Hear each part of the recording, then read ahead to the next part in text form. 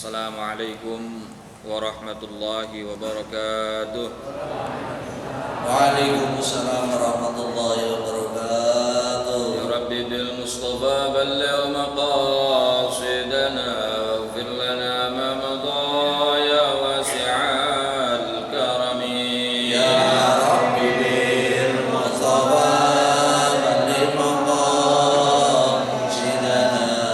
waghfir lana ma madha ya wasi'al karami. Muhammadun sayyidul kaunaini wa thaqalaini wal fariqaini min urbin wa min ajami. Ya Rabbi bil Mustafa balligh maqasidana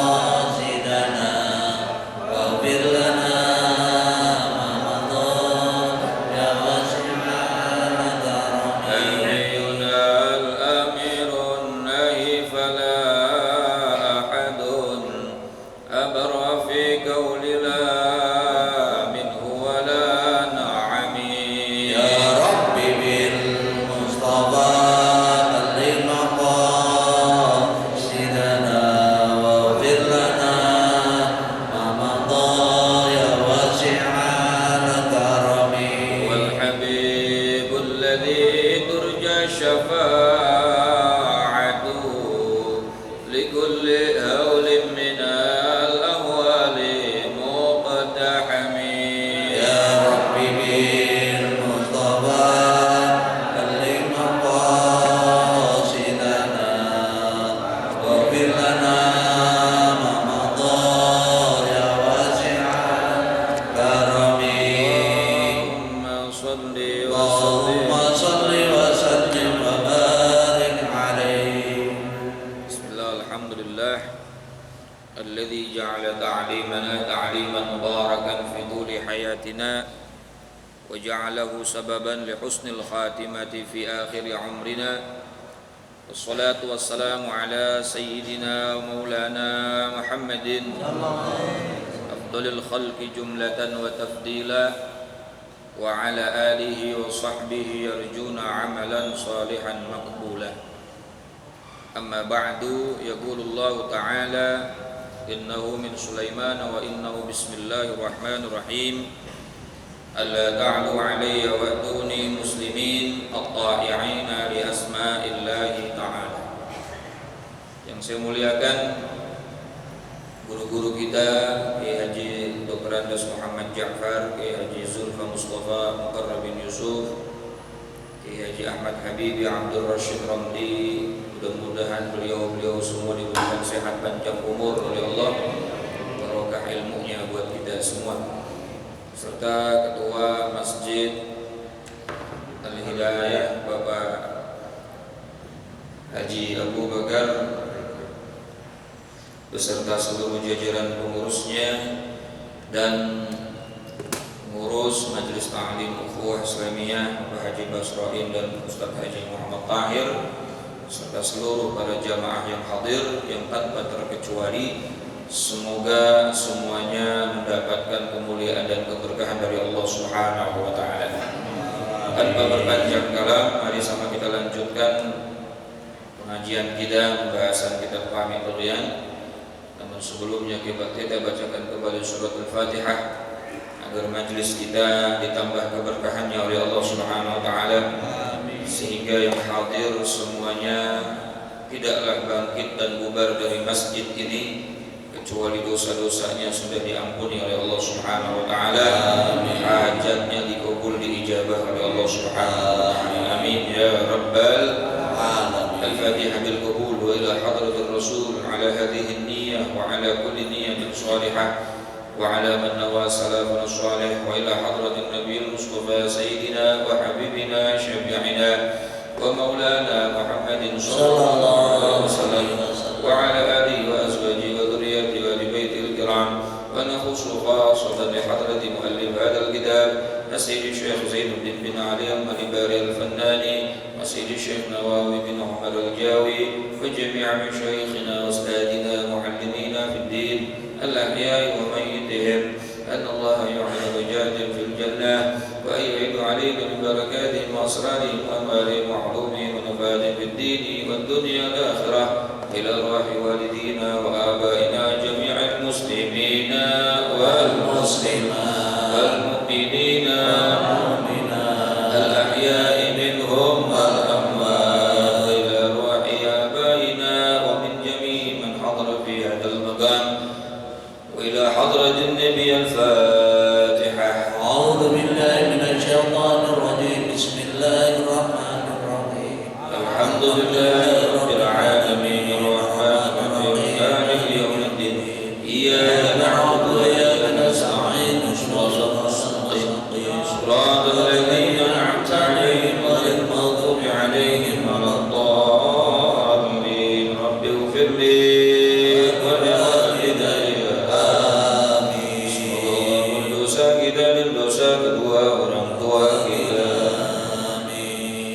Bismillahirrahmanirrahim.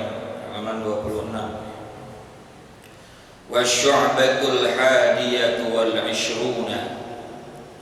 Dan adapun cabang iman yang ke-21, Ityanus shalawatil khamsi, adalah melaksanakan sholat 5 waktu fi awqatiha, yang dilakukan pada waktunya kamilatan, secara sempurna.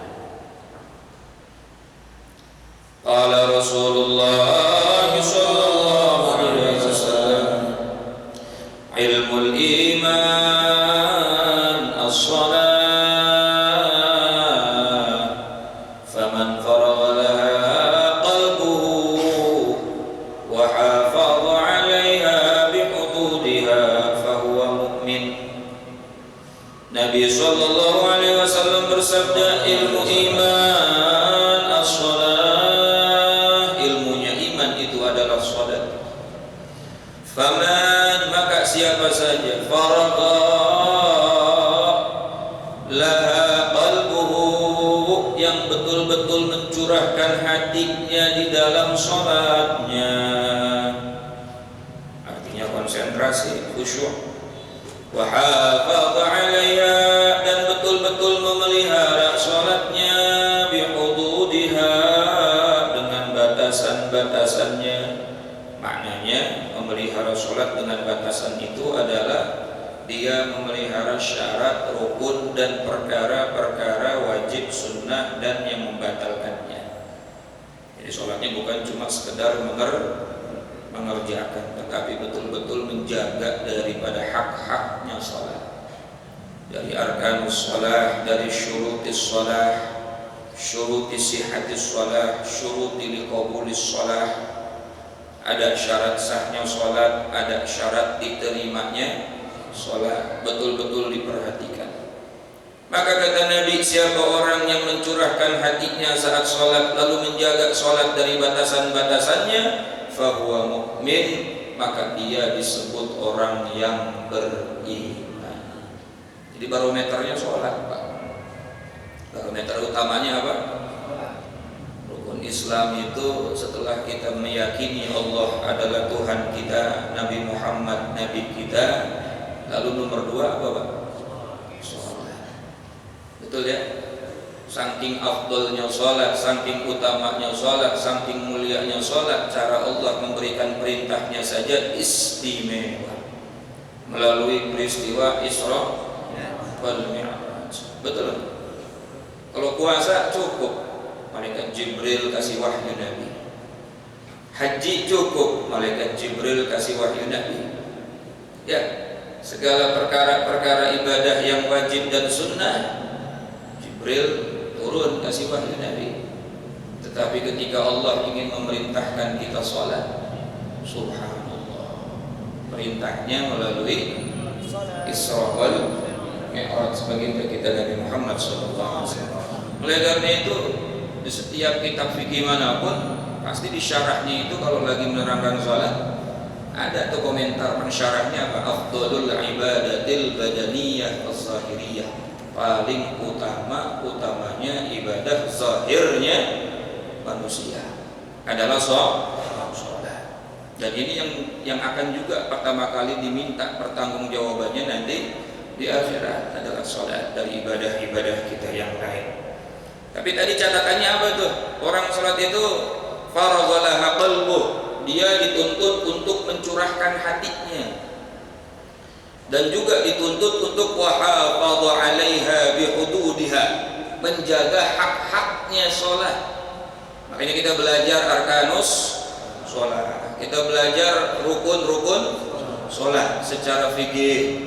Ada rukun qalbi, ada rukun qauli, ada rukun fi'li. Nah, kita nggak ngomongin 4 mazhab dah, ngomongin satu dulu nih yang kita biasa ngaji, mazhab fikihnya Syafi'i. Rukun qalbi adalah niyah. Waktunya berbarengan saat takbiratul makrunatan bi takbiratul ihram. Lalu ada yang kedua rukun qauli, rukun yang harus dibaca, diucapkan, bukan di dalam hati. Masih banyak orang yang baca rukun qauli dalam hati, padahal cuma ada 5 itu rukun qauli. Yang pertama takbiratul ihram, yang kedua suratul Fatihah, yang ketiga bacaan tasyahud akhir, yang keempat sholawat di dalam tasyahud akhir, yang kelima salam yang pertama. Itu rukun qauli, kita baca Pak, jangan dalam hati. Allahu Akbar, yasma'a nafsahu, minimal kedengeran kuping sendiri. Ayo kalau disurvei banyak gak orang takbiratul ihram dalam hati? Kemudian Fatihah juga sama itu. Bismillahirrahmanirrahim. Alhamdulillahi rabbil alamin. Ar-Rahmanir Rahim. Mura'atu hurufiha, mura'atu tasydidatiha. Dituntut tuh kita untuk menjaga huruf-hurufnya Fatihah. Dituntut untuk menjaga tasydid-tasydidnya Fatihah. Karena kalau tasydidnya hilang satu, kan hakikatnya huruf bertasydid itu 2. Kalau nggak ada tasydidnya berarti nggak ada huruf 1. Udah bisa rubah maknanya. Hak-haknya sholat kita penuhi. Itu baru yang mengesahkan sholat dalam fikih. Ada syarat sah sholat, ada rukun sholat. Tapi juga ada yang namanya syarat diterimanya sholat. Nah, saya baca dalam kitab Shulamun Taufik tuh, Shulamun Taufik, minimal ada 4 perkara ini yang kemarin saya janjikan ya. Kemarin kan baru sampai bab ini selesai kita. Ada 4 perkara yang apabila kita ingin diterima sholat kita itu harus melakukan itu. Diterima sama sah beda ya Pak ya. Yang sah belum tentu terima. Bapak puasa dari mulai beduk subuh sampai beduk maghrib, meninggalkan perkara yang membatalkan puasa, nggak makan, nggak minum, yang perempuan nggak haid, nggak nifas, nggak wiladah, gitu ya. Sah nggak puasanya? Tapi dari subuh sampai maghrib ngomongin orang terus, tidur baik, sholat 5 waktu nggak dikerjain. Nah kira-kira puasanya terima apa enggak? Wallahu a'lam. Kok Ustaz bisa ngomong gitu ya, kan ada hadisnya, kam min shaimin laisa lahu min siyamihi illa al-ju' wal 'atash. Jadi ada perkara sah, ada perkara diterima. Nah artinya sah itu artinya kita nggak wajib qadha lagi. Ya sah itu secara hukum syariat ilmu fikih. Tapi apakah itu diterima atau tidak? Nah kita bahas sekarang. Minimal 4 perkara. Yang pertama adalah ayyaqsida biha wajhallahu ta'ala wahdah. Saat sholat niat kita semata-mata hanya karena Allah, pengabdian kepada Allah. Makanya doa iftitah kita apa? Inna salati wa nusuki wa mahyaya wa mamati lillahi rabbil alamin. Walaupun boleh kita berharap surga, walaupun boleh dari ibadah kita berharap kita ingin dijauhkan dari neraka, kalau bisa sholat kita karena Allah aja dah, bukan karena itu. Betul kan? Kalau bisa ibadah kita itu, sholat kita khususnya ya bukan karena surga, bukan karena neraka, tapi karena Allah aja udah. Walaupun boleh dalam kifayatul asliyah kan derajat tingkatan ikhlas itu ya boleh saja kita berharap surga, boleh saja kita berharap dijauhkan dari neraka. Tetapi usahakan udah lillahi ta'ala, libtigha'a mardatillah, semata-mata hanya untuk Allah, pengabdian kita kepada Allah. Itu yang pertama. Singkat ya, guru kita sudah hadir. Yang kedua, supaya sholat kita diterima, bukan cuma sah tapi diterima, ayyakuna ma'kulahu wa malbusahu wa musallahu halalan, hendaknya apa yang kita makan, apa yang kita pakai saat sholat, dan tempat sholatnya semua harus kita pastikan dari barang yang halal. Badan kita ini bisa bergerak sebab karena makanan, Pak. Betul? Nggak makan 2 hari bisa gerak apa kagak tuh? Berarti takbiratul ihram kita ini bisa kita lakukan secara syariat adalah gara-gara ada energi, dan itu timbul gara-gara makanan. Lalu bagaimana kalau makanan yang kita makan yang menyebabkan energi itu dari barang haram? Wal-wal ketual, petuli watu, petuli aspal, si penting yang warak lah, kabeh diuntal, gak peduli halal haram, yang penting kenyang. Makan apa aja, gak tahu itu hak orang atau apa, kita makan. Nauzubillah min dzalik. Bahkan di syarahnya itu, saya nggak bawa kitabnya ya, di syarah itu ada hadis Nabi. Kita beli baju, Pak, harganya 100.000 misalnya. Harga baju itu berapa? 100.000. Lalu 90.000-nya uang halal kita, ada tambahan 10.000 uang haram, fasara haramun, maka jadilah itu barang haram. Padahal cuma ketambahan berapa? 10.000. Makanya saya kalau lagi belanja sama istri saya, lu jangan kebanyakan nawar deh, khawatir yang ditawar orangnya kagak ikhlas, kayak haram tuh. Gara-gara kagak enak, udah gua ambil aja dah, ambil aja sebelum marah. Sewajarnya aja, kalau menawar sewajarnya. Ini kadang-kadang kita ini masya Allah mepet banget, akhirnya orangnya nggak ikhlas, kagak ridho. Nah, kita perhatiin tuh makanan kita, pakaian kita, apa yang kita pakai, sarana dan prasarana sholat kita, listrik di rumah kita, air di rumah kita. Nah, kita wudhu pakai air haram, gimana nih sholatnya mau diterima? Potong pam. Kadang-kadang pamnya di bawahnya ada lubang ajaibnya tuh, yang kagak masuk meteran. Lah dia wudhu pakai air itu, mandi junub pakai air itu, bersihin najis pakai air itu, lah gimana mau diterima? Betul lagi kira-kira gimana? Nah, bukan kata saya ini. Insya Allah. Jadi sarana prasarananya kita pastikan dari barang halal. Kalau fikih kan cuma ngurusin apa? Harus bersih, suci dari najis, pakaiannya, badannya, dan tempat sholatnya. Itu yang mengesahkan tuh. Pakaian kita suci dari najis, badan kita suci dari najis, tempat sholat kita pun harus suci dari najis. Sah sholat kita. Tapi walaupun suci, bersih banget, wow, bahkan masya Allah tuh laundrynya itu mahal banget misalnya, tapi dari sumber barang haram. Tapi ya, bagaimana ini? Ya, ini pengaruh luar biasa dari diterima atau tidaknya ibadah kita adalah memperhatikan perkara yang halal. Yang ketiga, nggak usah panjang-panjang, kebanyakan gue lupa nanti juga. Yang ketiga, wa ayyahdura qalbahu fiha. Nah, ini termasuk dari hadis ini, faman farada laha qalbuhu wa ayyahdura qalbahu fiha. Kalau pengen sholat kita diterima, usahakan kita hadirkan hati dalam sholat. Hadir hati itu konsentrasi. Kita nggak dituntut khusyuk kayak Nabi, nggak bakal bisa, sampai modar juga. Sholatlah seperti khusyuknya Rasulullah, mencret. Dan bagom kita beda sama Nabi. Nggak dituntut seperti itu. Jangankan seperti Nabi, seperti sahabat pun kita nggak mampu. Jangankan kayak sahabat, kayak para aulia pun kita nggak mampu. Bagaimana Sayyidina Umar bin Khattab lagi sholat, kemudian ditusuk sama pengkhianat ya? Masya Allah. Nggak bisa kita khusyuk kayak mereka, kayak beliau-beliau itu. Maka cukup kita disuruh untuk hadir hati, konsentrasi. Misalnya bagaimana? Kita lagi takbiratul ihram, hati kita tahu kita lagi takbiratul ihram. Kita lagi baca Fatihah, hati kita tahu kita baca Fatihah. Ini kadang-kadang kita baca Fatihah baru ruku rakaat pertama, bingung. Tadi gua baca Fatihah sirotol dibaca apakah enggak sirotol ya? Nah, ragu-ragu dia tuh. Berarti waktu baca Fatihah kemana-mana otaknya.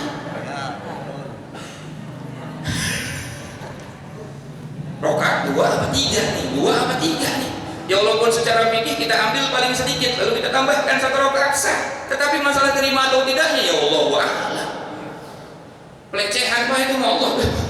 Lah kita ngobrol sama orang, orangnya kemana-mana tuh matanya, nggak tahu ya.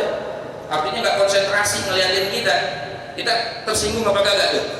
Lah kita lagi sholat ibadah, hati kemana-mana, ngomongnya sama Allahu Akbar tapi yang geprek udah buka belum ya? Ayyahdul qalbahu fiha.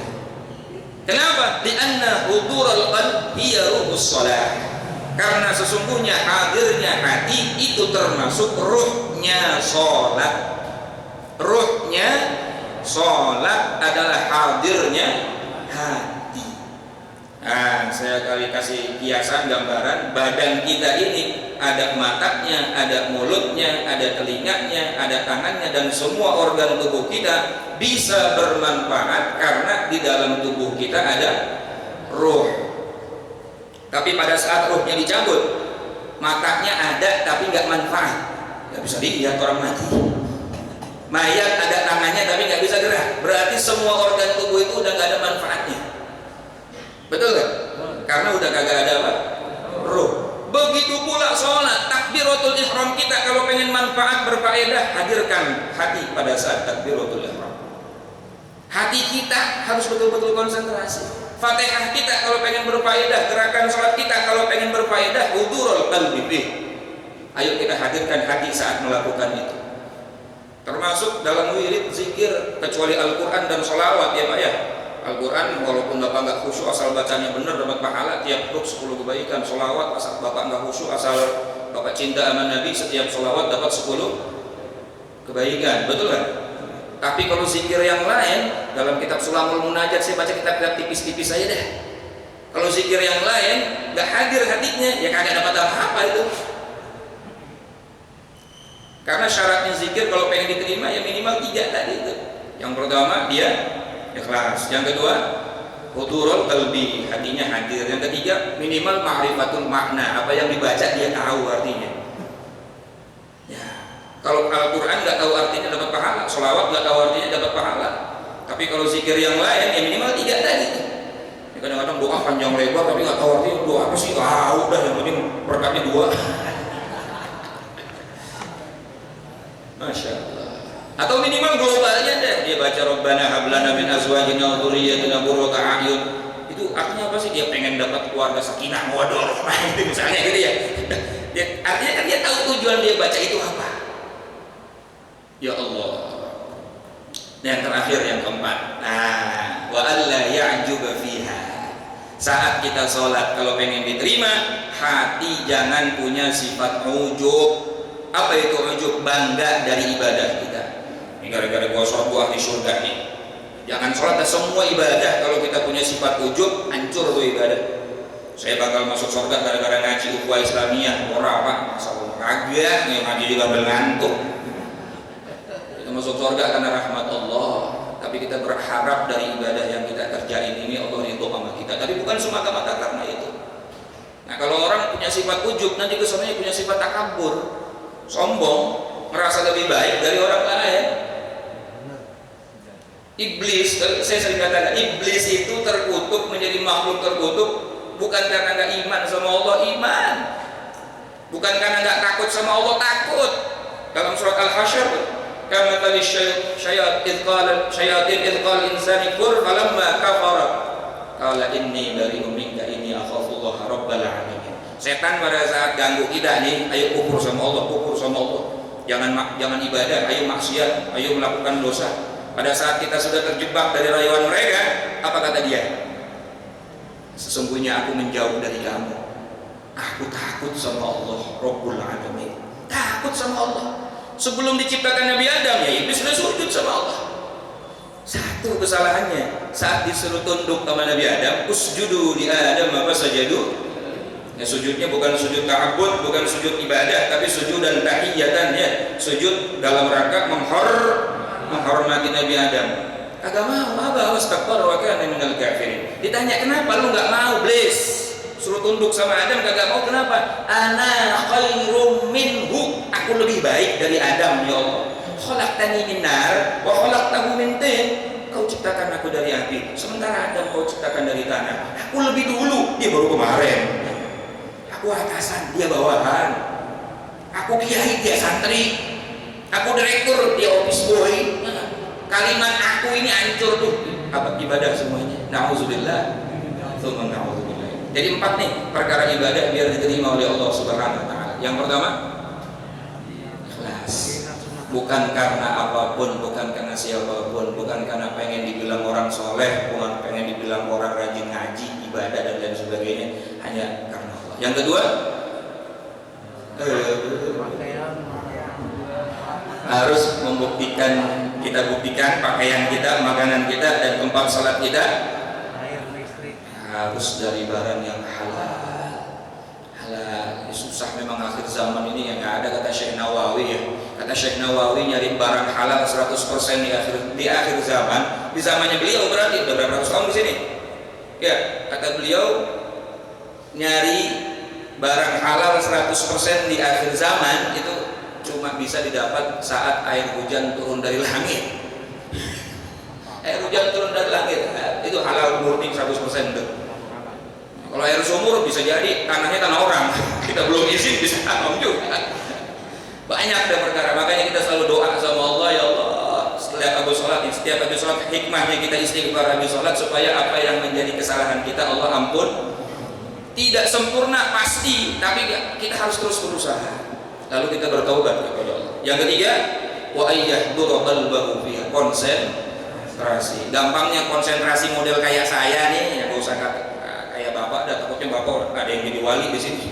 Model konsentrasi kayak saya ini lagi sholat, bacaannya itu kayak lagi ngitung duit deh. Hitung duit konsentrasi apa kagak Pak? Biasanya ngitung duit konsentrasi diucapin apa dalam hati? Bapak kalau ngitung di dalam hati konsentrasi apa enggak? Dalam hati yang ngajakin ngobrol buyar semua tuh. Tapi kalau 1, 2, 3, 4 udah 100 juga yakin gua 100 itu. Begitu juga sholat, ya apa rukun kaulinya kita baca Bismillahirrahmanirrahim. Wasqabir 'alaiha. Dalam Al-Qur'an itu ya, wasqabir 'alaiha, bersabarlah di dalam melaksanakan sholat. Jangan buru-buru. Dan yang terakhir apa? Wa alla ya'juba biha. Jangan apa ya? Ujub. Jangan merasa bangga dari ibadah yang kita kerjain. Kita nggak tahu ibadah kita ini dapat ridho Allah apa enggak, tapi kita berharap, kita minta sama Allah. Tapi jangan ujub, jangan merasa udah soleh, jangan merasa udah paling baik dari orang lain. Ya Allah, saya kebanyakan ngomong nih. Di sini banyak orang soleh, takutnya saya kebanyakan ngomong jadi songong ya. Mudah-mudahan bermanfaat. Kurang lebihnya mohon maaf. Wassalamualaikum warahmatullahi wabarakatuh.